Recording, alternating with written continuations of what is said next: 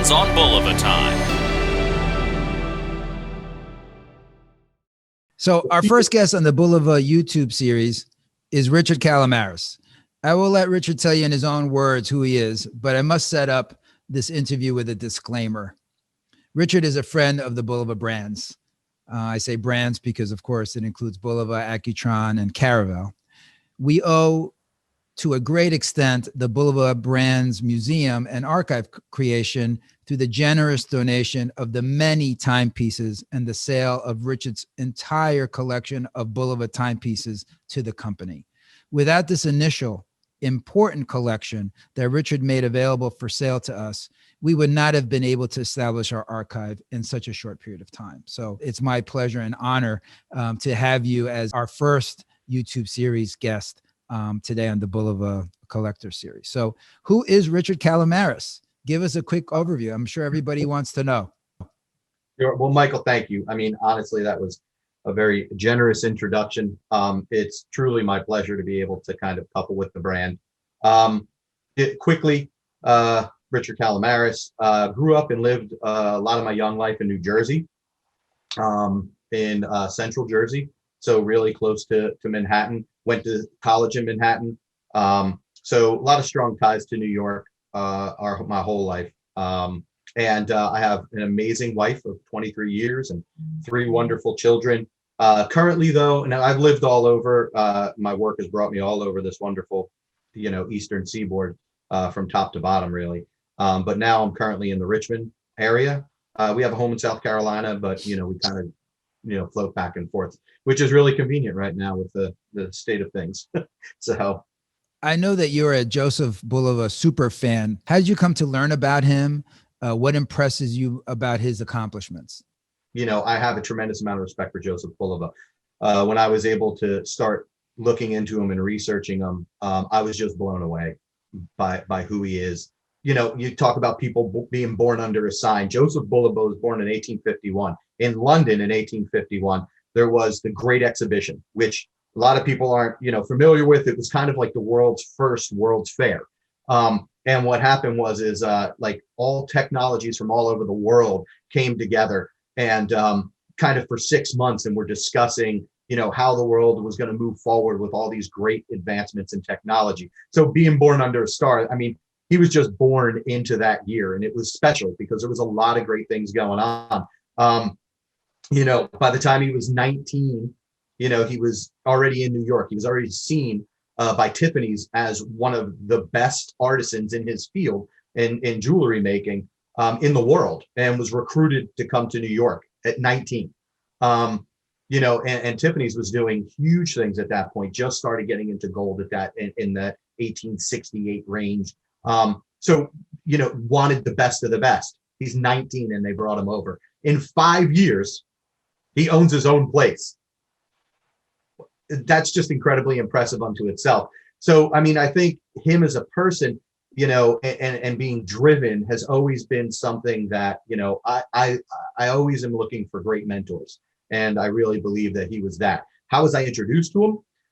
The first time I bought a watch, the person who was selling it to me didn't even try to sell it to me. He just said, listen, go research Joseph Bulova and then come back and we'll talk. That was it for me. He's an incredible man who, as a leader, is an incredible leader. I mean, so a risk taker, an innovator. He had an employee that he brought on, John Ballard, who became a president. At 13, he hired him. At 17, a guy came in with a whole bunch of watches, threw them on the desk and said, I'm trying to settle a debt. He goes to Joseph and says, can I take all these watches? And he's a little on the fence about it. He says, trust me. Trusts a 17-year-old with a debt that big, and he turns it around not only for a profit, but he turned it around for a huge profit quickly. And that really is what started the next step. So Joseph being open and trusting his people was always something that I just thought was amazing. And I think that as you move up in the world and you move up in your career and in standing, I think a lot of times people forget everyone around them. They forget what got them there. And Joseph just never did that. I mean, he always understood that it wasn't about him, that it was always about everyone else. And he trusted his people. That's just so important, and that meant a lot to me. So those kinds of stories really endears me to him, and I began to model a lot of what I do business wise around that. We did the Gasoline book 4 years ago, A History of First, and we devoted one chapter to Joseph Bulova and also to Artie, his son, who later on, takes over the company, second generation, does an incredible job. But I'm thinking, as I'm listening to your passion about Joseph Bulova, we could do a book certainly just on the accomplishments of Joseph Bulova. I mean, there's so many stories that, we won't be able to cover in this YouTube episode, but certainly, so many that people they're not even aware of all the patents that he owned and, how influential he was even in today's modern watchmaking. Many of the practices, were started by him here in New York City. So let me ask you, let's move on from Joseph Bulova, although we could stay an hour just talking about him. So how did you get started? So this salesperson is a brilliant person. I wish we had more salespeople like that at retail who tell you to actually go home and learn about Joseph Bulova and the brand. So I love that person wherever he or she may be. But my follow-up question is, how did you start collecting? So it did start with that individual. It was Christmas Eve. I'll never forget it because you kind of get bit by the bug, and it was ground zero for me for collecting and Bulova in general, and my passion for the company, the brand. But it was Christmas Eve. I just started with a new company, and I do consulting. I also own and operate other businesses, but I started as an employee for this one brand as I was moving towards bigger things with them. And they said, listen, you can't have a phone on you. You need to have a watch. So I hope you have a watch or two. And I'm like, well, of course I do. At the time, I had my grandfather's watch, and I didn't really want to wear that because it was important. And so I went and I said, I'm going to go get a watch. So I quickly thought Bulova, because Bulova is just kind of ingrained in, the American kind of culture for watches. So I thought Bulova first, and all right, let me go try to find them. And I couldn't find what I was looking for in certain places and places that you can find them readily. And someone told me about this Bulova branded shop. That was in Lancaster, Pennsylvania. So I went there. I got there at 8:00. Well, it's Christmas Eve.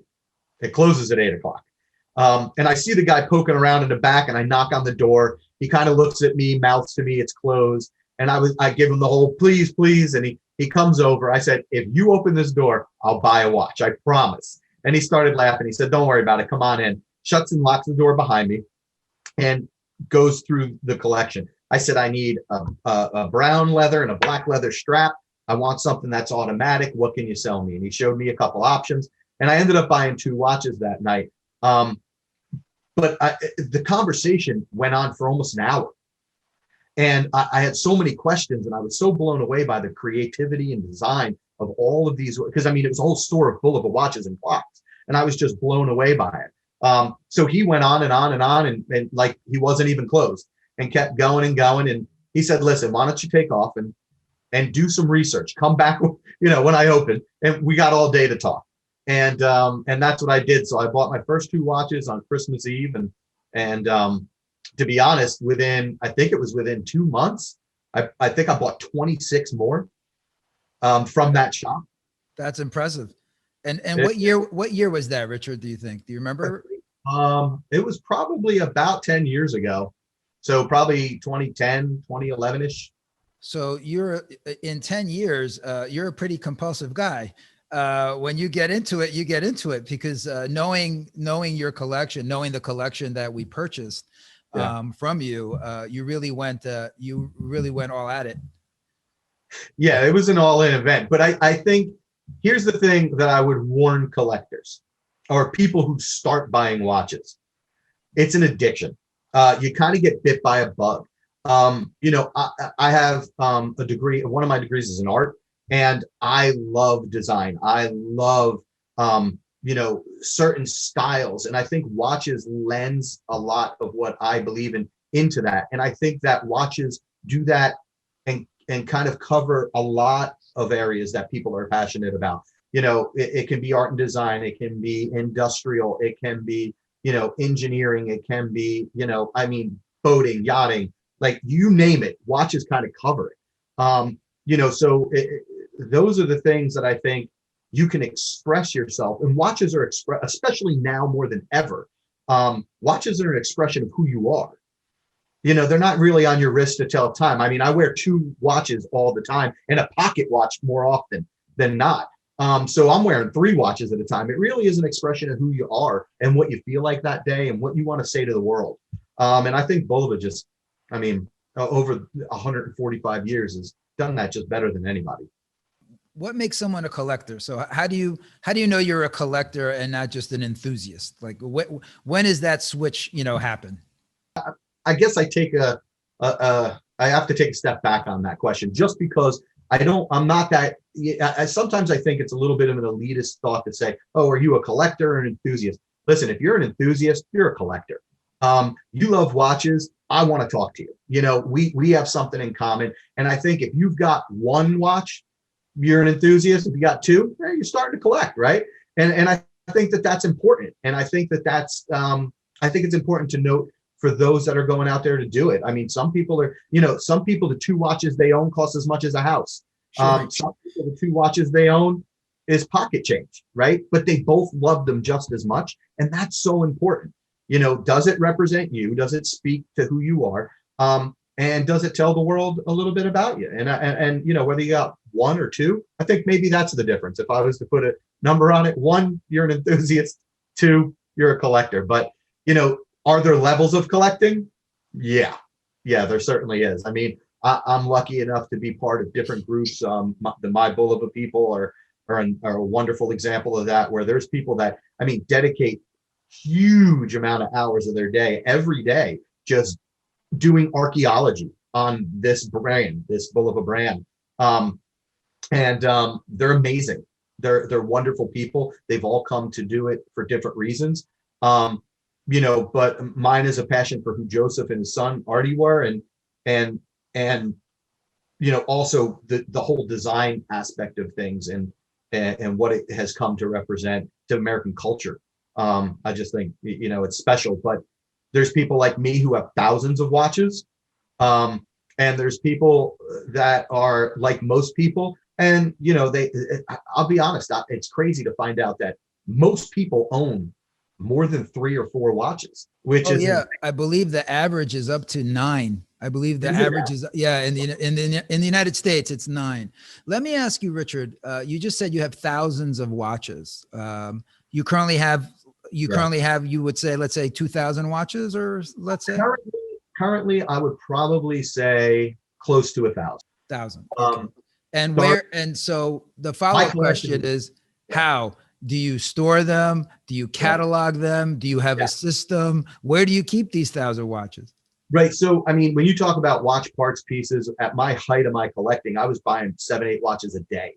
So I've had thousands and thousands at a time, watch parts pieces, bracelets, cases, movements, and had it all separated out. So I had every movement Bulova ever made, like all these crazy different things, but they are held and stored. It's off premise. Everything is stored, temperature controlled, security, mostly in banks, and deposit boxes and stuff like that, because it's all temperature controlled. And especially when you're talking about movements and you're talking about books, really important. When you have old books, you need them to be humidity and temperature controlled. So what advice would you give to a aspiring, just getting started collector? We may have some people listening in for, who are early in to their stage of collecting. What advice do you have for them? I would say, I don't have, what I don't have to say is follow what you're passionate about. I think that if you're already thinking about it, or you may be watching this, you already have an inkling to what is important about the brand and why you're drawn to it. But what I would say to them is take it to the next step. Join a forum, go and do more research. Like, I spend a lot of time in the Library of Congress online and New York Public Library looking at microfilms, reading about Joseph Bulova. You just put the name in and you find out all kinds of things. So there's lots of really great things that you can do historically to find out what's real about what you're doing. And I think, the wonderful thing for me, again, about the brand is how real it is, how true it is, how non-manufactured it is. It is something that is tangible, that is real, that was always where America was. And it's not just in advertising that I read that. Go find those answers, do the digging. That's what I would recommend. But then I would also say, don't worry about what people say. If you love great quartz movements, understand that technology. The fun part about being a collector is defending what you love. And there is some incredible technologies out there that have extended past mechanical movements that people just don't know enough about. And go find out, because it'll blow your mind. It'll blow your mind what's out there. So, although this is episode 1 of this YouTube series, we're not always going to just talk about Bulova, so it's cool. So we don't only have to mention Bulova. So the next question is really about your 5 favorite timepieces, regardless of brand or value. So this is just your five favorite watches. 5. So my favorite watch of all time is the A15. So, and it's a Bulova watch. It's a military watch. It was a kind of a watch that they made and put out there, and it wasn't what the government wanted. There was a certain amount made. We know lots and lots about it, but it's just a special watch, and I love the way it looks. I love that watch. So that watch is super important. To be goofy and to be honest, and not just because we're here now doing this, is Bulova is what I collect. Accutron is what I collect. So those watches are important to me. My grandfather's watch is a Movado. I mentioned it earlier in the show. And I have that watch. He's a Rocco. I'm a Rocco. My son's a Rocco. So my son Rocco has that watch. That watch is incredibly important to me. But if I would to list off some other ones, I would say the 24 karat gold watch that Bulova made is always one of those watches I just want to be able to touch. Such a special watch. The metallurgy and using full 24 karat gold, so special. The Conqueror, we remade the Conqueror. I thought that was a great looking watch, COSC certified. But to be honest, right now, the hot watch for me, and I wear it every single day, is the new Accutron that just came out, the Space View.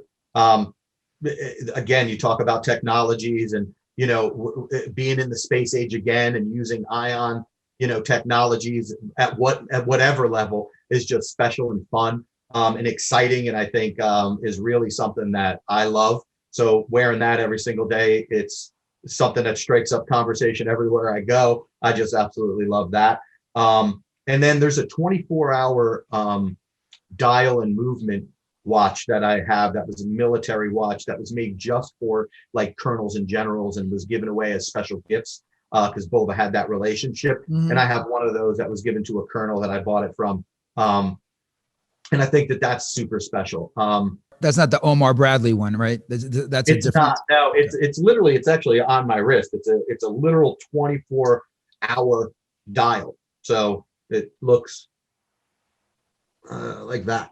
So it goes 24/1 all the way to 24, and it's a beautiful watch. And it was given ceremonially, to people, and it was something that we didn't even that history and mystery of Bulova. We saw these watches as collectors and didn't know if they were, manufactured and made, or if they were something that Bulova actually did. And now we know, after lots of research and finding people and digging, that they were real things, that they were made in limited quantity, they were given as gifts, and they're special. So I think that that's really special. The Bulova brand archives, and actually I'm sitting in the museum. So behind me, you see a lot of actually Richard's contribution to the archives and to the museum, but arguably, or not arguably really, it was started by the generous sale of your collection to the company. How many watches were in that collection so people can understand the size of that collection, roughly? I think it was around 250. Sounds about right. That sounds like a lot, but it's really not that many. But when you think about it, it was 250 of the most important timepieces. And to be honest, I think the most collectible, the watch that to me is the watch. There's two. One of them is the push pin automatic, which I literally think of and get misty eyed about. And then the Prince Albert, which is a pocket watch that we haven't even found yet. No one's found it yet. So trust me, we're looking hard. But those two watches, but you have the push pin automatic back there, Yes. behind you, and that watch was a fully automatic, working, functioning wristwatch, accurate to within about 5 minutes a day in 1930. That's crazy, so, and that was a Bulova patent, one of his, 360 or more that he had. Yeah. So, so special, but I think there was about 260, and that was watches. And then we also had, a lot of them had their own cases. And then there was military pieces and telescopes and all kinds of really fun things that Bulova was involved with. How long did it take you to acquire those 250 watches, do you think? I'm embarrassed to say pretty quickly. I definitely, probably within about 4 years, had, hundreds and hundreds of watches. Where are you going? How are you getting them so fast? Are you going on eBay? Are you going to swap meets, garage sales, all of the above? What's your main avenue for acquisition? So that's a great question, because it really I was lucky enough to live in Lancaster, Pennsylvania, where Bulova actually had a home base. It was part of the military, facilities and what they did, but they had a home base there. And Lidditz is right by us, which has a rich history as well for watchmaking.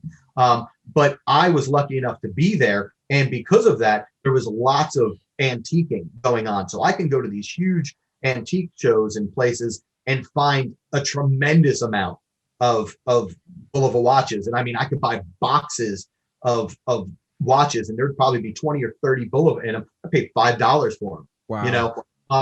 So that was really, really nice. But then I started getting more involved because you want to have something that's substantial and not just in pieces. And I started finding some of those auctions to be great areas to go to.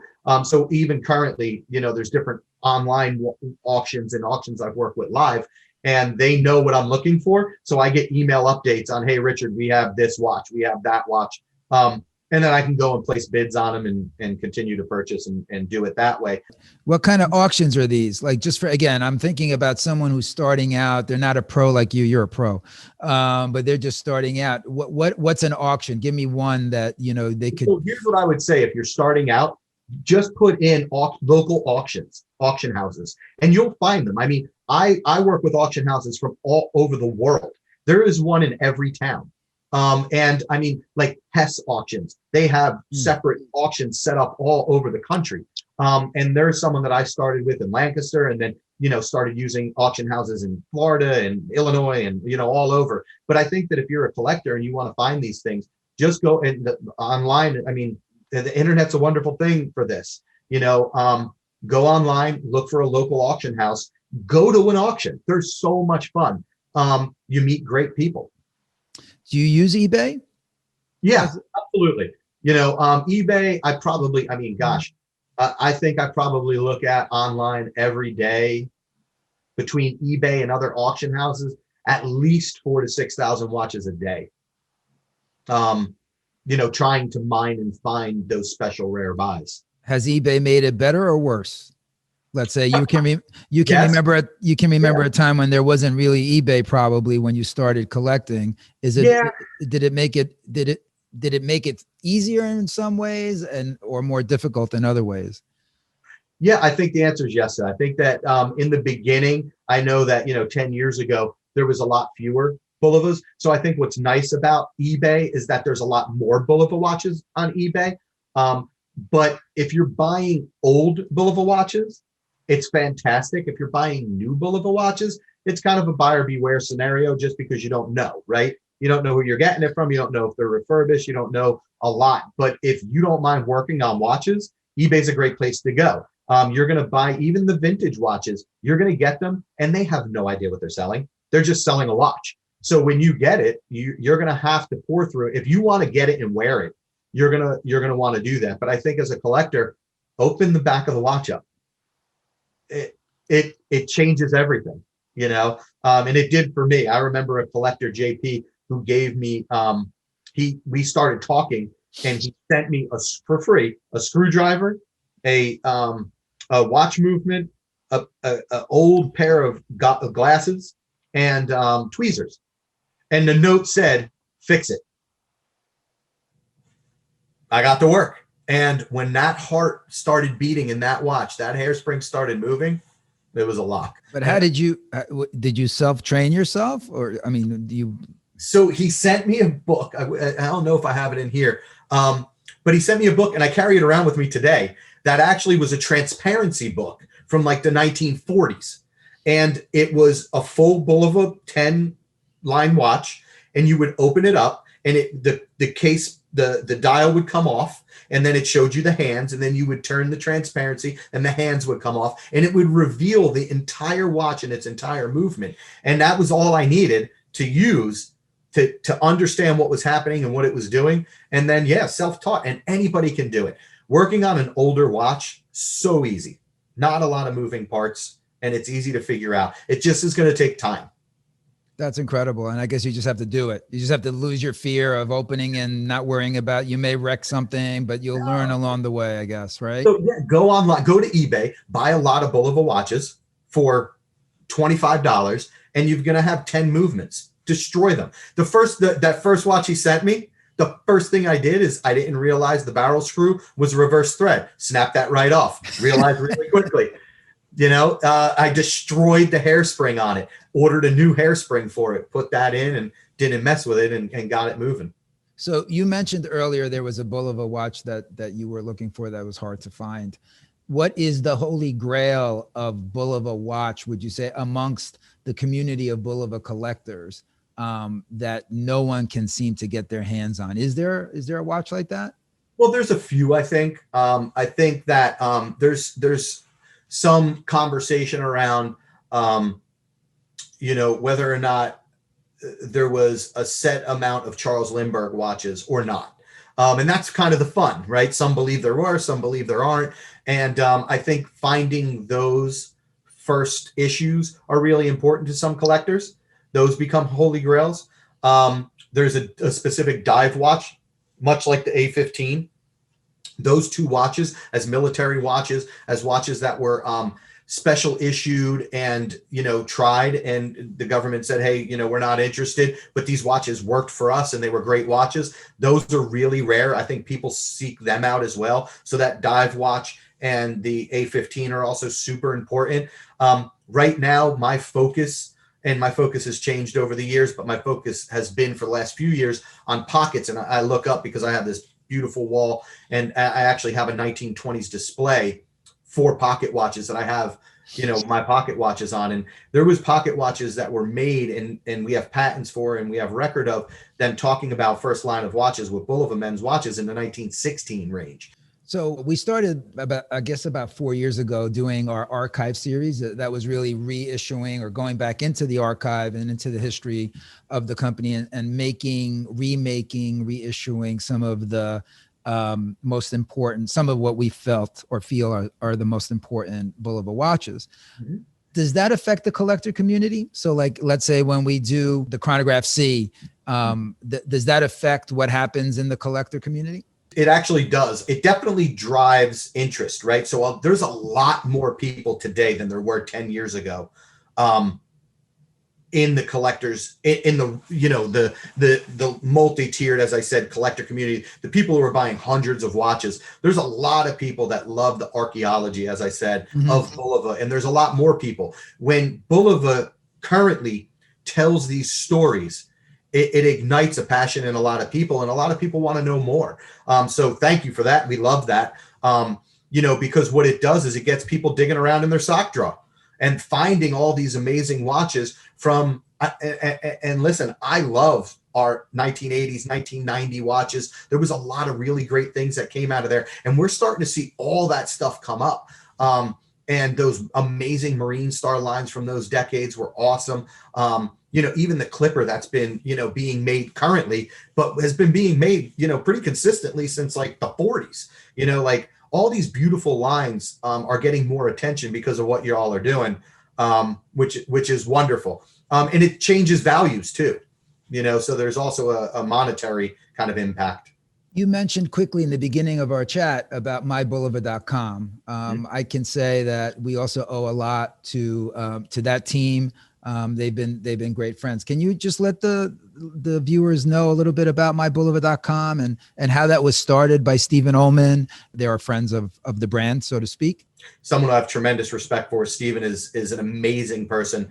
And their whole team, they have this group of people. And Jeff is another good friend of the brand. Yes. And, they're all wonderful people, and they're so good at what they do, and they're so committed. And I think that they've done, more for the brand than anyone I can think of. There's an enormous collection of people, I think it's over 10,000 that are members of that site. And all they really do is data mine. Like the goal is to get all the information. Like my goal at one point was to own every single, watch that was ever made by Bulova. So you're buying like crazy, right? You don't have to do that. You can go online and see these things and talk to people who are passionate about it, pick and choose what's important to you. But I think that they made the history and mystery of Bulova accessible to people, and it creates such a wonderful buzz and passion in the world of collecting. You almost can't go there and not fall in love with Bulova. It's amazing to see how many people are so excited, We're so lucky to have them. I mean, I really do appreciate, I appreciate them very much. I mean, we just had, we had this moment via Netflix with the episodic show, The Queen's Gambit. I think the entire universe has watched that. If I look at my texts, I certainly have gotten a lot of pings from the one episode. I think it was episode 4, in which an actual Bulova watch was part of the plot line that day. But it was The American Girl, which was a very popular series that Bulova made during that time period, the 50s, 60s. But we were able to research, Kathy, who is an enthusiast at Bulova.com, was nice enough to actually send us one of her American Girls, for us to look at, photograph, and lend it to us for that. So it's really great to have them, as this resource. And I'm so appreciative of them. And yes, you mentioned Jeffrey Baker as well, another super fan, of Bulova, and someone who's donated a lot to the museum, and really appreciate him. And just a little side note, I call it the collector's kitchen cabinet. And actually Richard, Stephen Ullman and Jeffrey are part of that kitchen cabinet. And they were very influential in helping us choose the Accutron Legacy Collection, which we launched last year for our 60th anniversary. And it was really with their input that we were able to land on those 12 very important Accutron watches from the 60s and 70s. So again, thank you for that. It's been great getting to know you. Of course, I know you a little bit better than the folks that are probably just watching today. And certainly I appreciate your time. Do you have any last closing remarks from episode 1, Richard Callamaras, Uber, Bulova, Super Collector? Honestly, it would just be, in reference to what's happening and what we just discussed. Look into who Joseph was, find out who Joseph Bulova was, what he stood for, what his family stood for. Doing well by doing good is kind of a current mantra in the business world, and has been for about a decade or so, really big. He's been doing that for 145 years. Take life by the horns, ask why. And if it's always been done a certain way, be a disruptor, shake it up, find the next best thing. There's always a way to build a better mousetrap. And don't sit on your hands. That would be it. I mean, that's what Joseph did. And I think that, following that edict, I've been able to really increase the joy I have in my own life. So I would say go do that. Awesome advice, Richard. Thank you very much for your time. I really appreciate it. And I look forward to seeing you in person, hopefully soon. Yes. I'm getting a little tired of the screen stuff, but as we all are. We wanted to move towards technology. Careful what you ask for. We got it. Reconnect now, right? But thank you, Richard. I really appreciate it.